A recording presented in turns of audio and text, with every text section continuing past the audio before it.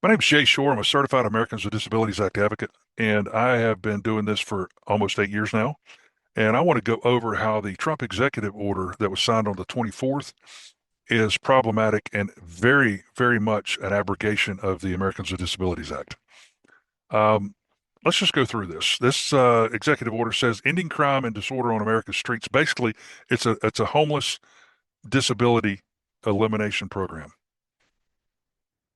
The purpose statement. This is very important. Endemic vagrancy, disorderly behavior is a disability word. Living on the streets, that's also part of a disability because it concerns major life activities of caring for oneself, which you'll see in this over and over. The overwhelming majority of these individuals are addicted to drugs, have a mental health condition, or both.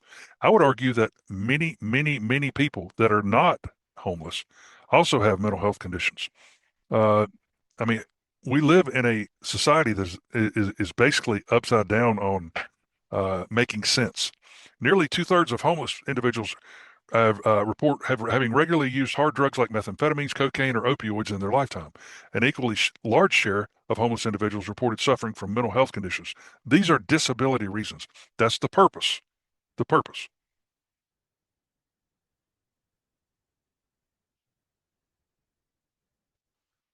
The federal government and states have spent tens of billions of dollars on failed programs that address homelessness, but not.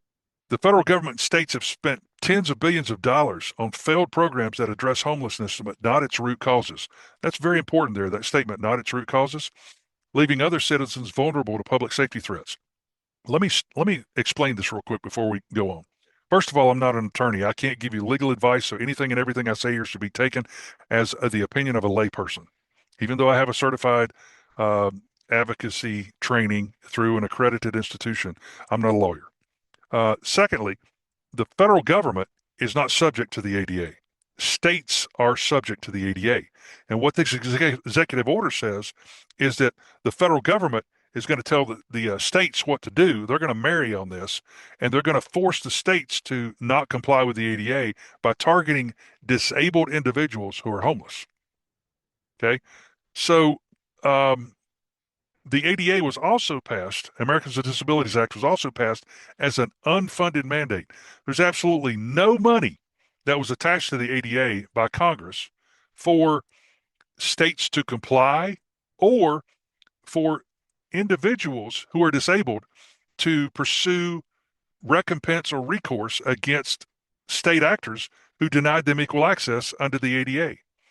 Now, what you're going to see in this executive order is that the federal government is actually going to fund the state to enforce this, when in the opposition with the ADA, the federal government did not give the individuals who are supposed to be covered by the ADA any funding to go against judges or court clerks or any state actor that is supposed to provide them with equal access, and they don't get it. There's no protection here for the individual under the ADA.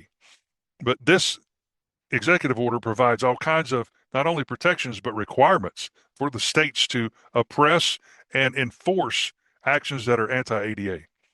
Shifting homeless individuals into long-term institutional settings for humane treatment. This is long-term institutional settings. That's mental health treatment. Humane treatment. They're saying treatment. Civil commitment. They're saying it's going to restore public order. If you think these people have drug abuse problems now, force rehabilitation on them. Force it. It's going to make it worse. Basically, what they're going to do is kill these people through exponential involvement in their life.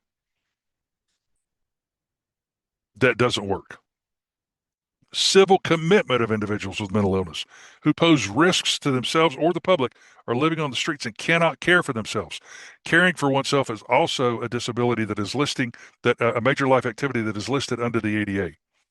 Provide assistance to state and local governments through technical guidance, grants, or other legally available means for the identification, adoption, and implementation of maximally flexible civil commitment, institutional treatment, and step-down treatment standards that allow for appropriate commitment and treatment of individuals with mental illness who pose a danger to others or are living on the streets and cannot care for themselves. This incurs the direct threat provision of 28 CFR 35.139B, which contains at least 7 criteria which have not been met in this executive order. They haven't they haven't given an individualized assessment. They haven't determined the nature, risks, severity of the supposed threat, or how it will affect others, the likeliness that it will occur. None of this has been met in this executive order. So they're saying direct threat, okay, a danger, but they're not including the criteria under the ADA that allows them to use direct threat as a way to sidestep the ADA. Grantees in states and municipalities. So this is going all the way down to your local city.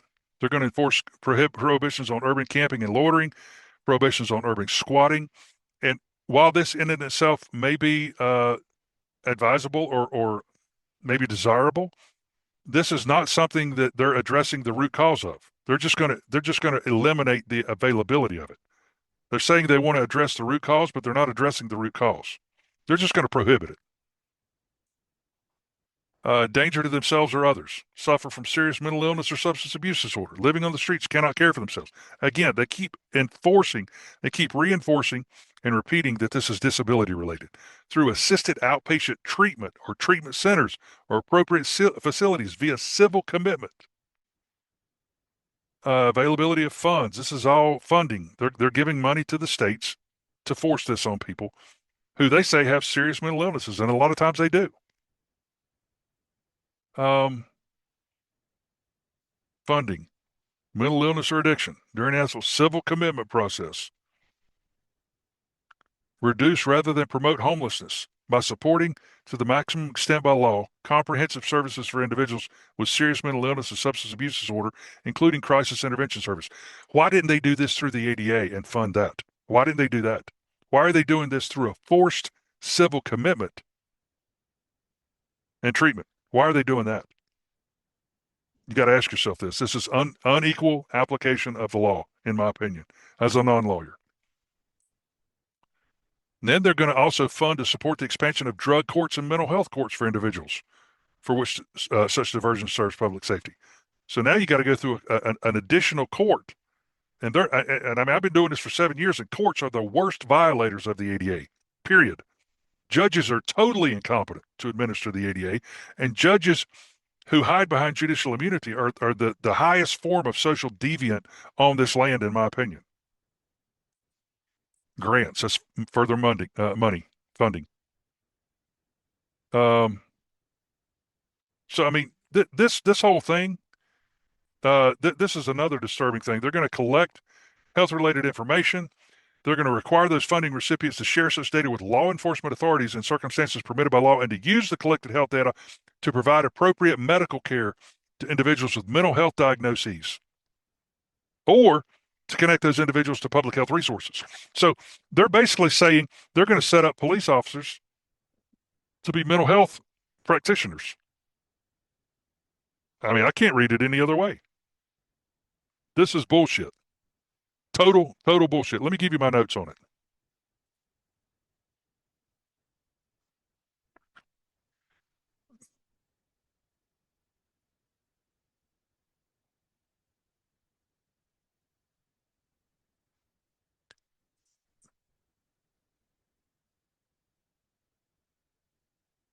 Hang on one second, damn it.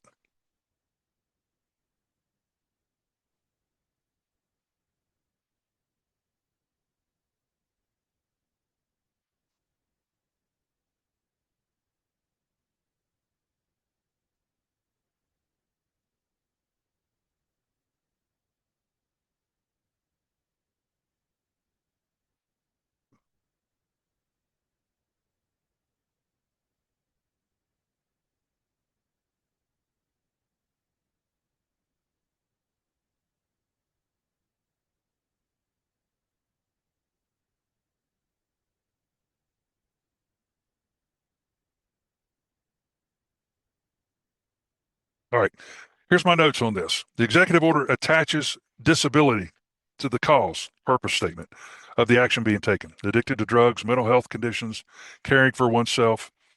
The executive order directly prescribes medical and mental health intervention, which is inferred as an accommodation to deal with these disabled individuals, and it does so as a requirement.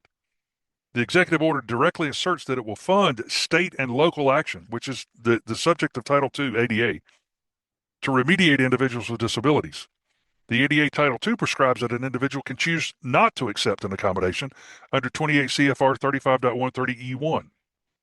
This executive order eliminates this right to refuse an accommodation and instead incorporates police power to enforce this accommodation of being civilly committed, going through treatment, etc. This directly incorporates the four unlawful prohibited actions of 42 U.S. Code 12203B, to wit, coercion, intimidation, threats, and interference with equal access under the ADA.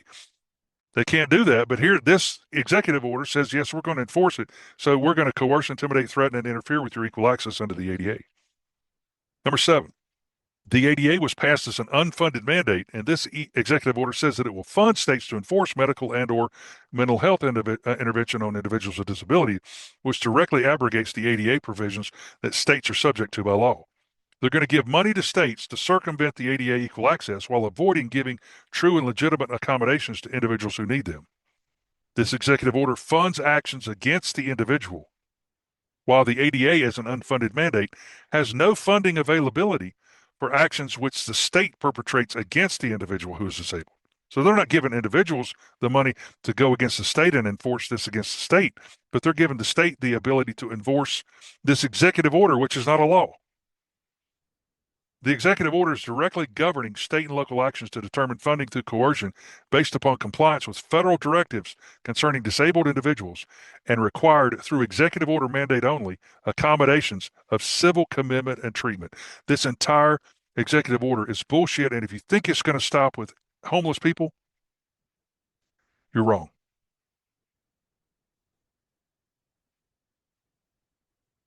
Let me say this. It's been about 3 years since I've put out a full boot camp on how the ADA works. And since that time, since the last time I've done it, I've had a lot more experience, a lot more interactions, a lot more new tricks. So what I want to do is invite you to go to ADARightstrust.com and click on the 4-week link there on my header picture that says 4-week training. And if you want to be a part of this, there's only 20 seats in this class, and it's going to be an intensive 4-week involvement on how the ADA works. I'm going to give you samples of letters that I write, things that I say, interactions, experiences that I've had, videos that I've interacted with judges on. You've already seen a lot of them here, but I'm going to explain them thoroughly, and also what you should expect when you go into court, and also any other state and local entity under Title II. So if you want to be a part of that, I welcome you. Just go to ADARightstrust.com.